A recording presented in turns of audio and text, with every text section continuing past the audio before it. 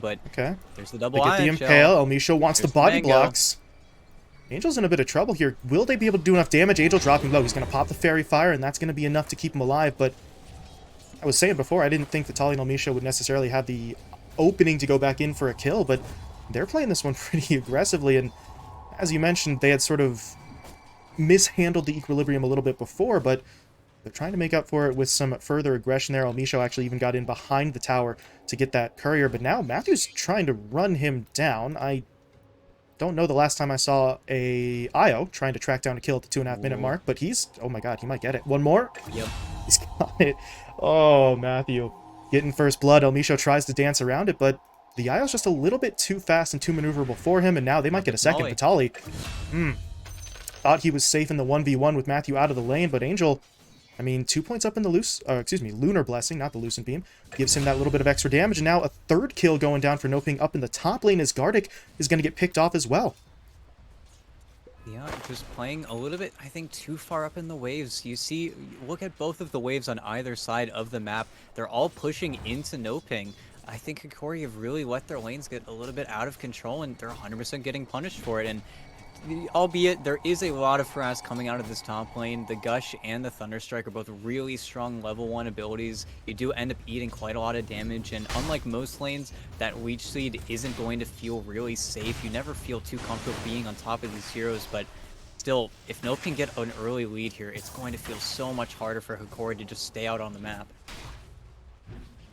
And you see Panda really willing to just sort of soak up some damage there. He burned through those stick charges on Tiaras, wasn't able to do much more after that, but this is really what the Disruptor is for, just try and be as disruptive as possible, as lame as that sounds. Meanwhile, well, back down on the bottom lane, Vitaly and Elmisho, they tried to push in again. They continue to try and get some harassment in onto Angel, but to this point, it really hasn't worked out quite as well as they would have hoped for. I was hyping it up a little bit earlier on, but now, okay, they're in onto Matthew. Nice stun. Ion Shell damage is coming through, but Angel is going to be here to sort of hold the line. The Lucent Beam keeps those heroes back, and Matthew is able to step away in time to really keep himself safe, and this is sort of the problem here. Vitaly does have a point up in the Surge, so really if they want to go all in for a play, they technically have the ability to, but you'd be pushing with the Surge into a tower for a kill you're not guaranteed to get, so Vitaly and Elmisho not willing to take that risk. The problem is, without that risk working out for them, this lane isn't going to do what they need it to. Yeah, and Vitaly really isn't falling incredibly far behind, but you are just sort of forced to give this Luna a really, really free time, while at the same time in the top lane, the Tide has a really free time. Because again, he's just doing a fantastic job keeping the creeps pretty much always into his tower. There's always something pushing forwards, and Oscar's having a fantastic time top. And Vitaly really, up until he gets this bottle, he doesn't have enough mana to really sustain the Ion Shell spam. And this is without any impact coming from your mid laners, because both of them want to farm. So really, these lanes are what you get. There's no really recovery coming from either of your mid laners. Nobody's going to be able to save your lanes. So I think NoPing are, again, just very happy with their position. Yeah, they're doing pretty much everything that they want to right now.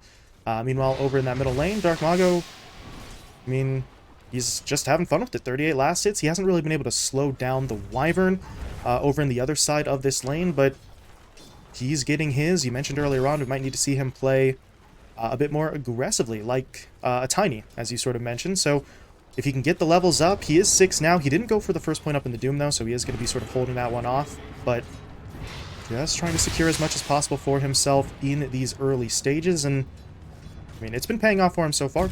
Top of the last hit chart, no direct pressure, no rotations so far from that Hokori lineup. Yeah, and, look, both supports rotate from NoPing. They get Dark Mago, the regen rune, keeping it out of the bottle of the Winter Wyvern. And the spam has been coming. He's been eating a lot of Splinter Blast mid. But again, Dark Mago doesn't really care. He's got the Midas coming out now. Oh, God. Oh, yeah, okay, bottom. They're in onto Angel, hitting him up with the Winter's Curse into the follow-up stun from Elmisho, and yeah, they've got more than enough damage to make that one happen. So, we mentioned earlier on there was no rotations to the middle lane for Hokori. Analog decides, I'll be the one doing the rotating. Makes his way down bot, hits up that ult, and big kill there on to the Luna. Still leaves them trailing by about 1,000 net worth here in the first 6 or 7, but that's their first kill on the board, and one at this point that they really needed to sort of steal back some of that momentum. and really kind of confused why Angel was that far up. He was completely isolated from his IO. I think Matthew was trying to get a pull going. Again, a pull that is completely scouted out by this observer ward that Hokori placed 7 minutes ago. A little bit strange coming in from Angel, but very soon here you'll be seeing that Luna make the rotation to the jungle. I don't think Matthew has been able to get too many stacks up for his Luna, but there's going to be something for the Luna to rely on. And it's actually Analog on the other side of the map. He's stealing some stacks that Gardic actually scouted out. Grabbing those. Yeah, Gardic helping out a little bit with that Nature's Grasp as well. So just stealing everything that they can. Analog getting a little bit of extra farm. Meanwhile, while all of this is going down, you've got TRS just farming away in the jungle, doing Medusa things, not really going to get overly involved. Maybe if the fight actually comes his way, comes to that top lane, but so far, neither side have really looked to be all that aggressive. We did see that one kill in the top lane from NoPing a couple minutes back, but haven't really been any major rotations. You do have Oscar sitting on that ult now with the Ravage, but unless he has the backup in the form of teammates, he doesn't have the damage to really do much. So this top lane really just sort of settling down a little bit. Should be seeing action, though, elsewhere on the map. Still waiting to see exactly when Dark Mego wants to put that point up into the Doom. He's hit level 8 now, still not opting to go for it, maxing out both the Devour and the Scorched Earth first. Yeah, and this is just the greedy, I'm going to do whatever I want. I could care less about your heroes being out on the map. And that's why you've seen him pull ahead quite a lot in front of Analog. I think Analog, net worth-wise, is actually behind Oscar at this point because it's just Doom. He's going to Devour. He's going to use his mice. He's going to get that net worth lead, and it's actually That's Analog a problem. getting aggressive bottom. Trying to go on to Vitaly. It was actually Hokori who tried to jump in first. They were looking for the fight onto Panda. Unfortunately, they didn't realize that both Angel and Matthew were there. And now, okay, Dark Mego TP's in, but he TP's directly into that Winter's Curse. They're going to blow up both Angel and Matthew. And now El Misho... he should be fine here. That's not going to be enough damage to take him down, even if it was. Did have the Carapace coming back up. So, Hokori, what a weird fight for them. They go in initially thinking it's just a solo kill onto Panda. They run into 3 enemy heroes instead. They lose Vitaly, but the quick thinking from Analog pulls it around. That Winter's Curse nets them 2 kills, and overall the trade is going to go in their favor. So, we mentioned during the draft, Analog was going to need to be on a hero that could really sort of pull some serious weight in the early stages. The Wyvern wasn't exactly the hero I was expecting in that role, but Analog has been involved in every single kill on that Hokori side so far. His movements are really keeping his team close through the first 10 minutes. Yeah, and although it is slightly unfortunate, he is going for the Boots of Travel build. It does feel really nice. You just have that much more mana to work with, and they're scouting out the big stack. Boy. Yeah. Misho did get hit up by the dust, though, so they see him now, but at this point, I'm not even sure this is going to be a fight. Dark Mego, though, wants to make it one. He's pushing in. Doesn't have mana for Doom, though. That's a little awkward, but there's going to be the Glimpse, pulling Analog back in. They trap him up in the kinetic field as well, and Analog really has no friends in the area. He's going to try and get out, but Oscar says, hell no, you are not getting away. Drops the Ravage for 1, but if it gets them this kill onto the Wyvern, I think they're going to be happy with it. They need a little bit more damage, and Oscar's in there with the Anchor Smash to finish it off, but if you're Analog, your chances of getting away there were pretty low. So at least he baits out the ult in that situation. It's not a great consolation prize, but it's better than nothing right now. So Oscar's going to have to sort of sit on the sidelines for the next couple of minutes. But to be honest, I don't think Oscar cares. He's been farming incredibly well, 4th highest net worth in the game right now, and currently trying to chase down Gardic. Not going to be able to get that kill, but I think the Tidehunter's just fine with waiting out another minute and a half before he's ready to go again. He can just keep on farming and keep on pushing this top lane a little bit as well. And that's the game of cat and mouse that now Gardic has to play. His only job is to be the sole protector of this top tower. He has that maxed out living armor, so he can defend this tower for just a little bit, but they have to be a little bit cautious here. Okay. Analog, though, he's just running in. Going to give it a go, but Analog doesn't have his ult. Vitaly is in, though, and he's sort of trapped in the trees. Cuts his way through, looking to start the fight, but the relocate is actually going to pull away the Luna first. Oscar, though, I was going to say sort of trapped in this fight. He's not trapped anywhere. He literally just walks away. And Hokori, despite knowing he doesn't have... Oh, God. Doesn't have the Ravage, they don't chase after him. Instead, they try to set up onto Matthew, and I think they've got it. The Static Storm, though, from Panda, connecting onto both of them. Vitaly is locked in with El Misho, but Analog is going to bail them out with the Winter's Curse. That breaks up the initiation just that little bit.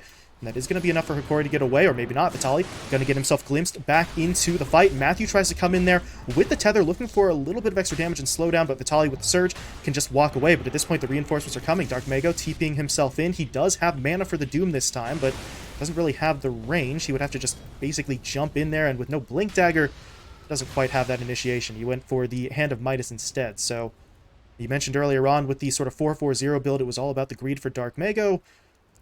Even more so with that Midas pickup. But that means, basically the target has to be directly in front of him. No blink, he's just working with the phase boots for movement, so he TP's up Funny there but you doesn't really say do that. much. The blink is Oh, complete on Dark well, Mago well, now. well. There it is. He Ugh. is just at farm. It's just the beauty of Doom. All of his timings are really a lot faster than you could ever hope to expect. But I'm really surprised that Hokori thought they wanted that fight. I know that there's no Ravage. They don't really think that they have to worry about the backline, but they don't have those heroes right now to get onto the really just the Disruptor or Matthew. They wanted that really easy free pick, but he was able to get that tether off right before. I think if they were ever going to kill Matthew there, they needed to stun immediately out of that relocate. They needed to get him on the way back, but as soon as that tether latches, you just had Panda Boo immediately there with the perfect static storm onto two heroes. And even though Oscar doesn't have Ravage, he's just the stopper right now. There is no way you're killing this Tide. You don't have Break on Nyx Assassin anymore. He has way too much HP, way too much magic resistance, and I think you just need to start dodging this Tide. I was really surprised that they were willing to make an engagement like that happen. Even more surprised that Dark Mago decided to TP there in the first place because, again, his Blink Dagger was just simply coming out on the courier. He probably could have farmed a few more creeps during that time. But this is where I think you're going to see Hokori struggle to make plays, and it's going to feel a little bit awkward. Oh, the courier didn't scout him out. And Misho just sort of hiding in that tree line. Doesn't have a No TP. TP's. Matthew, though, he's relocating. He's going to Yeah, head down bottom. into that south side jungle. They're looking for the fight. They've already thrown the Doom out onto Vitali, and that is going to net them a quick and easy kill. Dark Mega between the ult and the DD. Not really sure he needed the help from the Isle, but better safe than sorry if you're Matthew. It's not the longest cooldown in the world, and by the time he gets pulled back to his original location, Elisho is not only sort of out of position to go in onto him, he actually just got glimpsed back into the fight. So Elisho is going to get run down. Matthew and Panda trying to hit him up here. Do they have the damage? Not just yet, but with Oscar coming in, this is going to be a tough one for Elisho to dance his way around. He does have the stun coming up, but still no TP, so he's got to get himself out of here. He is making a break for it, and he actually is not going to make it. There's the glimpse again. Panda just yoinks him back into it. They'll drop down the sentry as well, but Omisho already sort of scurrying away from that detection, so he is Space somehow created. still alive, but he still doesn't have a TP, so he is stuck. But as you said, space created. That's 3 heroes trying to chase down a Nyx Assassin and not getting anything for it. Yeah, just no dust on your heroes. That's that one play where you're like, well, shucks, guys. Nobody has dust. Can't really get him just yet.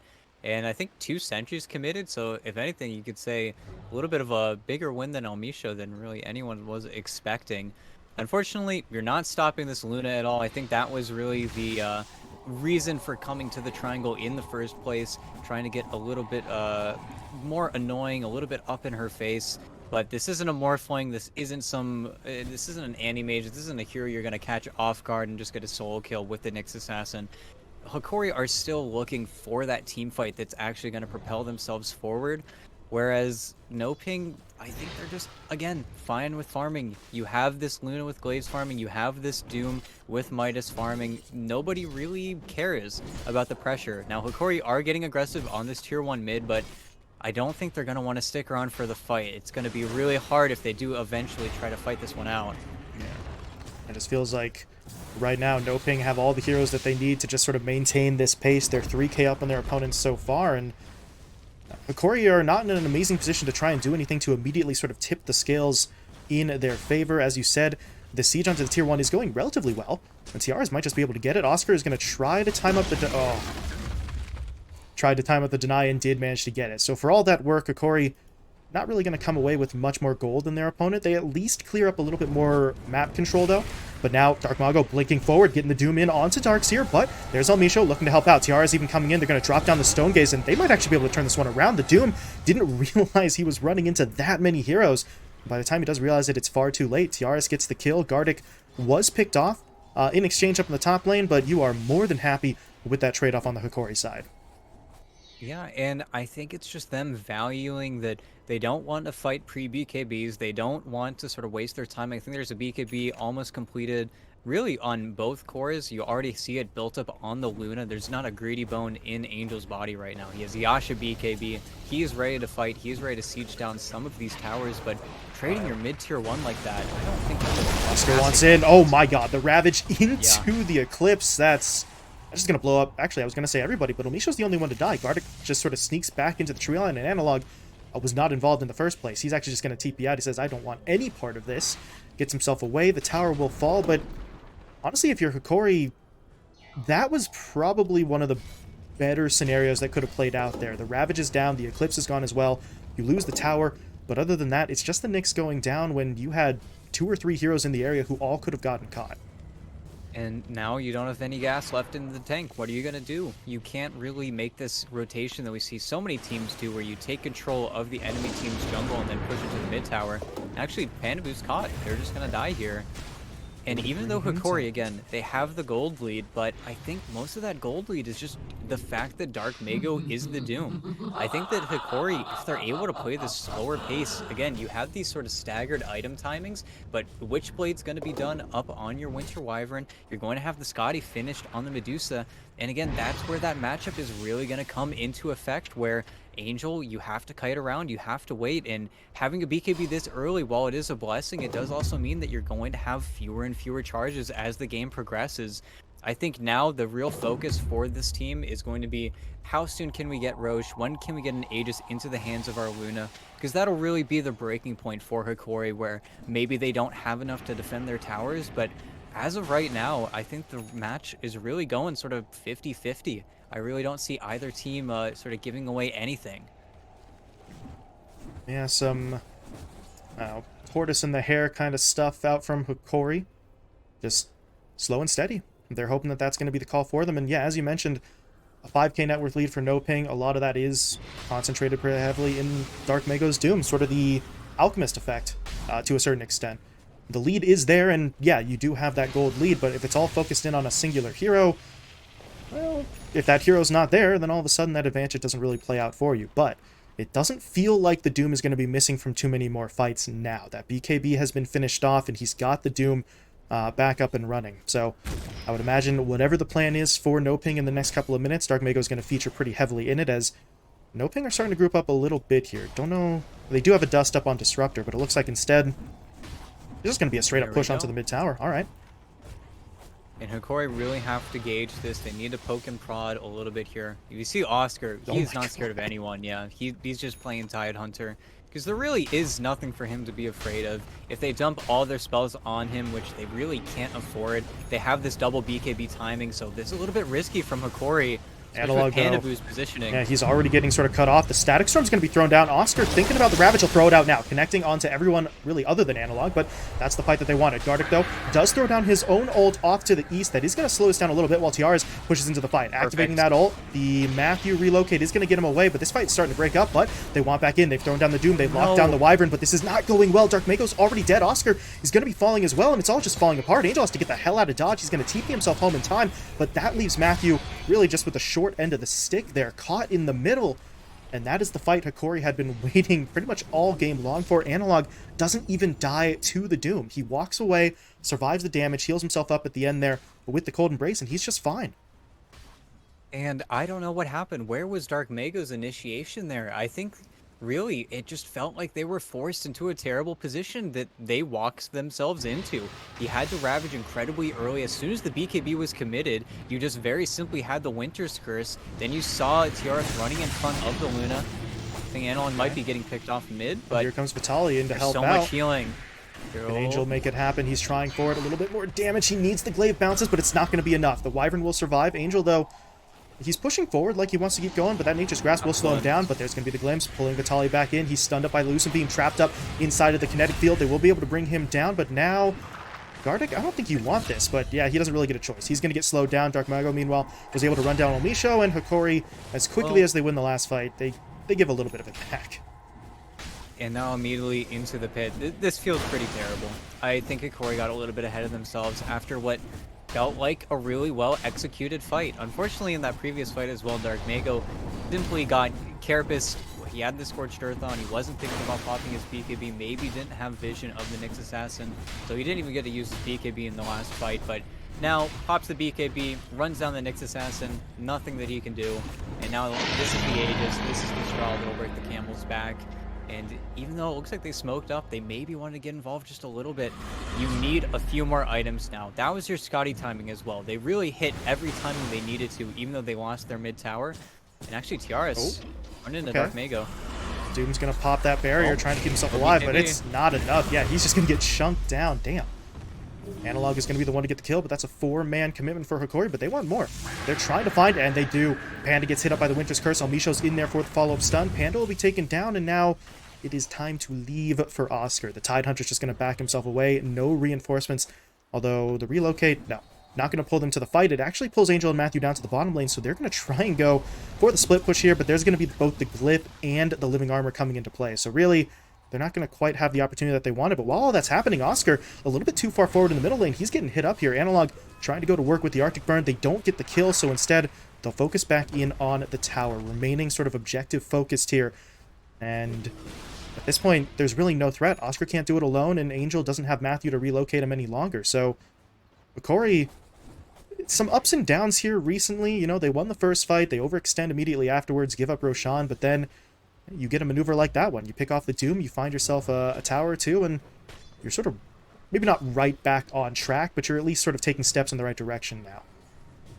And that's why you see the smoke up immediately, trying to connect with the Luna now. They want to run into the triangle with this Aegis. This is the only play you can make with this Aegis. And they know that there's not going to be a curse, at least for a little brief timing, and this ward is scouting on everything. Even if they just pick off 2 supports here, that would be your opening onto what should be the mid tower, but Angel is going to be content with getting this bottom tower. Yeah. They did glimpse Almisho back in. There's the dust, but where's the lockdown? They don't really have it. They don't want to commit. They're scared. And to a certain extent, they have reason to be, right? Their front line is pretty durable, but Tiaras, he hits pretty damn hard here. And speaking of which, Tiaras pushing in. There's going to be the disarm, though, from the Halberd. Dark Mago, meanwhile, comes in, drops the Doom onto Vitaly, and now this is turning into a bit of a fight. Tiaras is going to pop that Stone Gaze, looking to control the center of the engagement, and they have isolated Dark Mago. They've hit him up with the Winter's Curse, but don't really have the immediate follow-up. They need to wait out this Doom. Vitaly is looking to go in once it's up, but Oscar's going to pull first. He goes in for the Ravage. The Eclipse is going to be thrown down as well. Amisho already dead. Gardic was momentarily saved there by that Cold Embrace, but it's not enough. Both the supports are down. Static Storm, that's a bit of an awkward spot. It's not going to do much damage to Tiaras, and Hokori continuing to push forward. Almisho's actually going to buy back, keeping onto the tower. They're trying to go in for Angel. Can they get him? Yes, they can, but that's only going to be the Aegis that they burn away, and they've lost Analog, as you said. So without that extra damage, it's going to come down to only Tiaras to try and make this happen, and he's currently trying to track down Oscar. Will be able to get the kill even with the disarm, but while he was chasing that kill, Vitaly gets run down by Angel, and now Tiaras, he's all alone. Almisho, though, trying to get back into the fight. He bought back in TPD in earlier, but he was glimpsed back to the fountain, but he's here now looking to help out as Tiaras is going to be able to run down Matthew for the triple kill, but I don't know if they can get any more than this. Almisho doesn't have the blink for another 5, and the Doom was able to get himself away. But that fight, at the end of the day, sure, Hokori get a little bit out of it. They burn the Aegis, they find 2 or 3 kills in exchange, but they lost, what, 4 or 5 and had to commit a buyback from that Nyx Assassin, so it just feels like they paid a little bit more for that engagement, and they didn't actually take Angel down that second time. And you're already sort of seeing the game plan coming from NoPing. It's Kite the Snake. They have 2 halberds now. They really can't fight Tiaras right now. They don't have enough damage. That's why you saw the Doom initially go down onto Vitaly. They need the Darkseer out of the game. They couldn't handle those illusions or just the Ion Shell spam, keeping all of his teammates just that little bit higher HP pool. But unfortunately, Analog had a little bit of a lapse in his positioning for just a few seconds there, and then he immediately got punished. Yeah, this is a little bit crazy, Angel. This is bold. Yeah, he's going in for it. Almisho's forced away initially, but Tiaras is holding his ground. He's going to pop the Stone Gaze. Matthew is going to be the one picked off, although he does take Almisho down with him. But this fight is getting crazy. Vitaly's in there, dropping down the back wall combo. They do throw out the Static Storm, but it's a little bit too late. Panda's dead. Angel dropping as well. This is an absolute disaster. NoPing, I don't know what they were really thinking, just waltzing into that fight. Angel was way too confident in the backup he had from Matthew, and it's all just going to go sideways for them. Oscar gets tracked down, slowed up by Analog, killed by that Winter Wyvern. Oh, they really had no business taking that fight, and they don't figure that out until it's a little bit too late. And there's no glyph for a minute. They're making the exact right play here. They still have this Luna illusion alive, and you just BKB? Dark Mago? What? Oh. Okay. Well, this is Rax. Okay. That's unfortunate, to put it lightly, but yeah, that's going to clear the path for Hokori. They're straight in there. They're looking for the middle lane. Should be able to clear it out in its entirety. Tier 2 is still standing, though, top and bot, so they're not exactly going to be able to swing this for 2, but that's a massive shift in the momentum here. They were trailing by several thousand net worth, really, for the past, what, 15, 20 minutes? And, okay, maybe not 20, but 15 sounds about right, but now they're sort of the team in charge. Yeah, and I think especially we talked about this matchup. We still talk about this matchup so much, the Luna versus the Medusa. But now, if your Luna does start to fall behind, you see him going for the Hurricane Pike. Now, this cannot feel good. This cannot feel like this is the solution that you need to go for, because as of right now, they are just running out of damage. Your other damage sources really aren't there. You've committed so heavily with tools to kite out this Medusa that, again, if Hokori ever find anything in terms of an initiation, it feels like now NoPing are not geared towards that sort of aggression. There's not much that they can do. You have a mech on Matthew. That's about it, aside from your BKBs. And what do? You literally cannot kill the snake. You cannot do anything versus her. You need a Satanic on Angel. You need something to allow this Luna to really just stand up and just punch the snake. But now you have an Axe coming out in TRs. The anti-kite is online, and once he has that Aghanim shard, he's going to have the Axe cold-blooded. And Dark Mago getting caught here, no. pops the BKB, but the second he does, Analog hits him up with that Winter's Curse. Dark Mago just has to try and TP up with Vitaly. Yeah, he's going to be there to cancel that one. Panda taken down, Dark Mago dead as well. They're going to try and track down Oscar. They hit him up with the Overgrowth, just barely sort of clipping him on the sort of outer edge of that radius, but it's going to be enough. Oscar just gets torn apart by Tiaras, and this one's starting to fall apart. NoPing do have buybacks available, but at this stage, they're going to have to... Yeah, they have to use the buybacks. Hokori are just going to go straight for the win. They're in onto those tier 4 towers. NoPing, where's the response? They've still got Matthew and Angel actually outside of the base. Angel's going for the split push, but your tier 4s are falling. This is not exactly the situation to be going for this play, but... Okay. 2 buybacks coming in. Oscar wants to TP forward. He has the Ravage. Can he connect onto anything of value? Tiaras is sort of standing on the front line, but I don't know if they really have the damage to actually go in onto him, even if they do connect with some of those abilities. So Tiaras just sort of keeping everybody at arm's length. I want to glimpse him. Oh, there it is. Okay, glimpse comes through. There's going to be the Static Storm, but he got off the Stone Gaze before he got pulled back, but Oscar still wants it. Ravage flying through, connecting onto 3, but where's the follow-up? Angel needs to get into the fight. Tiaras is starting to drop a little bit here, at least in terms of the mana, as Angel pops the BKB. The Eclipse comes out as well. Tiaras dropping now a little bit more significantly. No more mana shield to work with. They do hit him up, though, with that Cold Embrace, but that buys time for Dark Mago to come in for the Doom. So the Medusa not getting out of there at all, as Tiaras will be taken down. Amisho dropping as well. Dark Mago, though, he's not done. Wants to push in once again. They get another Winter's Curse out, though, from Analog. That's not exactly going to sort of swing that fight their way, though. They take down Panda, but now Analog gets his TP canceled, and he is going to be taken down. Oscar, oh god, dangerous game he was playing there. Very low on HP. That final Splinter wasn't quite enough to take him down, and now we see buybacks coming out from the other side because Angel, he goes right back to the split push play. TP's in, helps out the fight. The second he knows it's clear, he's right back up onto that high ground, and now Hokori, I mean, it was looking like they were in a position where they could threaten to just straight up end the game there. NoPing responding not quite perfectly, but about as close as they were going to get with that team fight. And I honestly think they just got a little bit too far ahead of themselves for a moment. It feels like that's the name of the game. One team gets a little bit too far ahead, and then they decide to just throw a fight in the enemy team's direction. I think if you just wait a few more minutes, you just have this shard on the Medusa. It makes it so much more difficult for Angel to actually get damage out onto you, because, again, you just immediately send out that secondary snake every single time he sends the Lucid Beam your way. That's really the counter to this matchup, because now the map is going to sort of reset. There is a Roche available. Your Medusa's still dead for 25 seconds. And if you're just able to get this free Aegis, it's just so much space that you otherwise wouldn't be giving to the enemy team. Imagine if they just got a tier 4 tower and then immediately were able to back up for this Roche. Sure, maybe you don't get the buybacks, but spotted, though. Tried to sneak his way in, but the Sentry Ward will spot him out. Dark Mago, meanwhile, comes in. He manages to hit with that Infernal Blade onto Analog, preventing the initial play. But yeah, Vitaly's in there with the wall. Matthew does get taken down. Panda's going to be falling as well. Buybacks coming out from both of those supports as this fight's really breaking up. Dark Mago, he needs backup. He can be activated, but he's going to get locked down by the Overgrowth. He's not able to get himself out of the fight just yet. He is relatively tanky, though, but I don't know if it's going to be enough. Somebody needs to come over here and help him, but there just isn't any really semblance of reinforcement. No one was even on his side of the river, as NoPing just have to cut their losses and fall back, but that's both of the supports dying, buying back, and they still lose the Doom, who's now down for 100 seconds. And now it's just the counter throw. It's just back and forth and back and forth, and they keep making this relocate play bottom, really because they have to, but you're playing versus the Train Protector. Living Armor is there. This isn't permanent damage, and now you have the Shard doesn't even need to pay for it for himself on the Medusa. I think that Hokori really should go for the much slower play, but they have Glyph, they have a DD rune. I think if they really wanted to, they could just play around the fact that this Doom is dead for 70 seconds. But TRS isn't making any motions. I think he's making the call. Let's get some towers. Let's not throw away our advantage too much here. Because now, again, the map is completely swapped. I feel like it's been switching back and forth and back and forth. Every single time one team gets a lead, they immediately make a decision that sort of gets ahead of themselves and then immediately throws it away. It's just one of those games.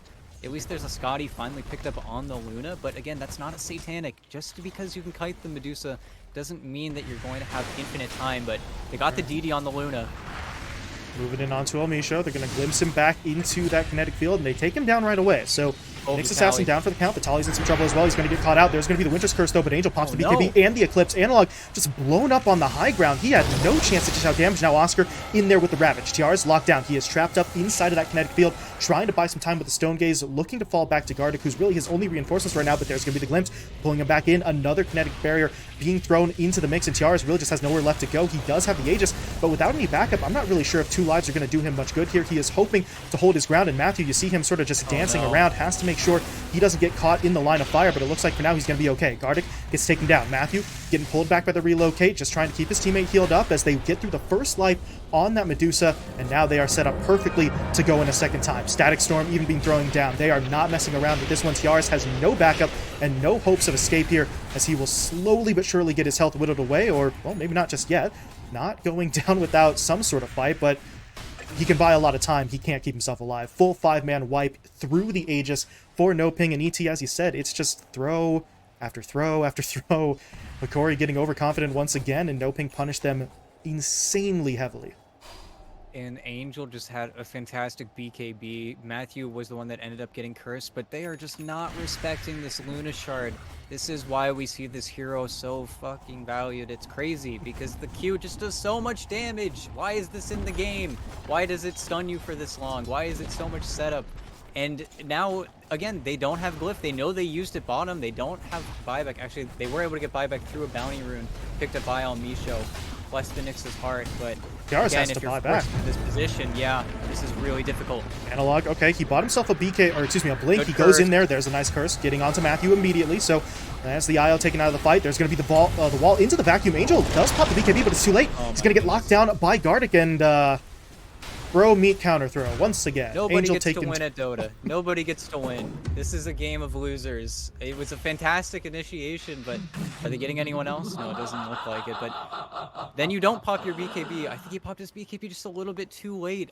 It's just back and forth where Hokori find these amazing initiations, and then NoPing aren't ready for it, and then Hokori don't value the fact that this Luna is a Luna, and then they die to Lucent Beams.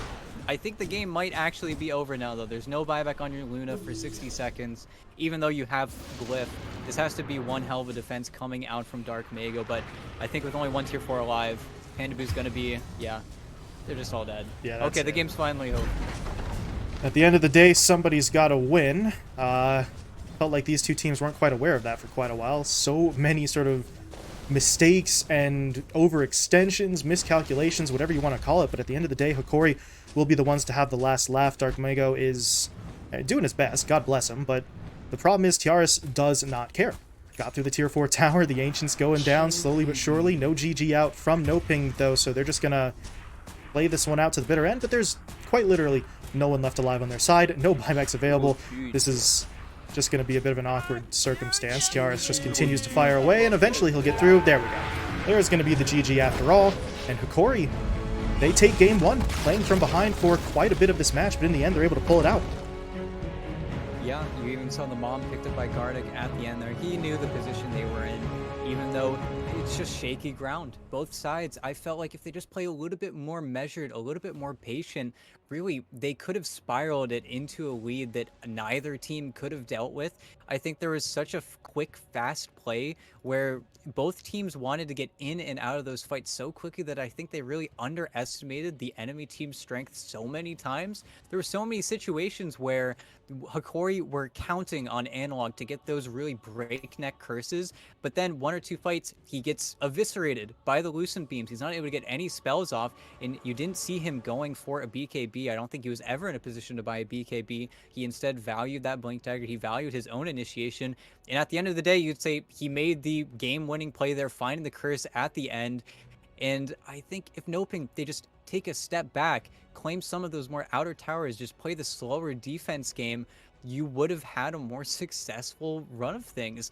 It's just throw after throw where now Dark Mago, he's diving near the enemy team's shrine. You end up giving up the Roche, followed by Hokori trying to end the game. They all die on top of that one ward near the Radiant Ancients in the triangle with that just simple ward spot. It's just Angel pressing Q over and over again. I don't think NoPing really were doing anything too special there. It's just Hokori running in, not thinking about their initiation, and then Amisha and Vitali dying at the beginning of each fight, making it way harder.